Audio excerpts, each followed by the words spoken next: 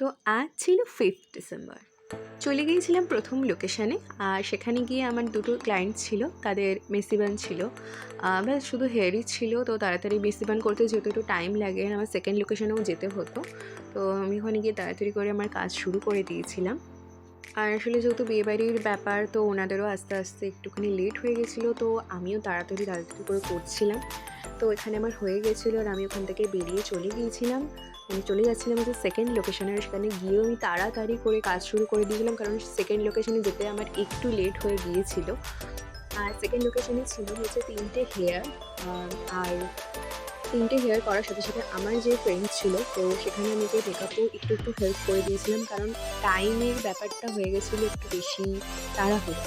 তো তাই জন্য এখানে একটু করে দিয়েছিলাম। তো আজকের দিনটা এরমভাবেই কাটিয়েছিলাম। তোমাদের যদি ভালো লেগে থাকে তাহলে অবশ্যই নিশ্চয়ই নাম্বারে আমাকে বুক করে নিতে পারো। Thank you so much. By.